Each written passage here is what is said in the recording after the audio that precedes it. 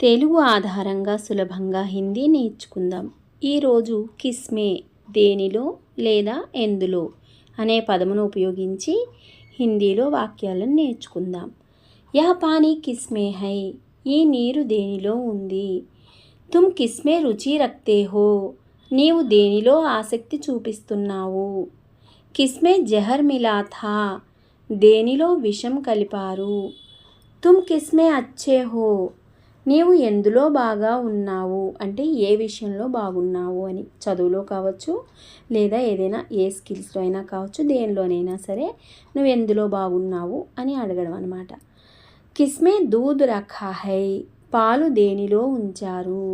ఇక్కడ దేనిలో అన్నా ఎందులో అన్నా ఒకే అర్థం వస్తుంది, కాబట్టి మనం రెండు ఉపయోగించవచ్చు, దేనిలో ఎందులో. అక్కడ పదాలను బట్టి మనము ఎలా అయినా చెప్పచ్చు అన్నమాట. కిస్మే తాకత్ హై, దేనిలో శక్తి ఉంది. కిస్మే తేల్ హై, నూనె ఎందులో ఉంది లేదా నూనె దేనిలో ఉంది. తుమ్ కిస్మే భాగ్ లోగే, నీవు దేనిలో పాల్గొంటావు. భాగ్ లేనా అంటే పార్టిసిపేట్ చేయడం అనమాట. కిస్మే జ్యాదా నమక్ హై, దేనిలో ఎక్కువ ఉప్పు ఉంది అంటే ఉప్పు ఎక్కువగా దేంట్లో ఉంది అని అడగడం. తుమ్హే కిస్మే మజా ఆతా హై, నీకు దేనిలో ఆనందం వస్తుంది లేదా నీవు దేనిలో ఆనందం పొందుతావు. రెండు అర్థాలు కూడా కరెక్టే. కిస్మే జవాబ్ ఛుపా హై, సమాధానం దేనిలో దాగి ఉంది. చుప్నా అంటే దాగడం, దాచిపెట్టడం అనమాట. కిస్మే తుమ్హారా నామ్ హై, దేనిలో నీ పేరు ఉంది. కిస్మే చిత్ర బనానా హై, దేనిలో బొమ్మ వేయాలి అంటే ఏ విషయం మీద బొమ్మ వేయాలి అని, లేదా ఎక్కడ వేయాలి అని కూడా అర్థం వస్తుంది.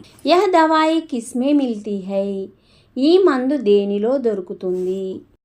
ఇక్కడ మనము యహ్ దవాయి కహా మిల్తీ హై అని కూడా అడగవచ్చు, అంటే ఎక్కడ దొరుకుతుంది ఈ మందు అని, లేదా ఏ షాపులో దొరుకుతుంది, దేనిలో దొరుకుతుంది అని కూడా అడగచ్చు అనమాట.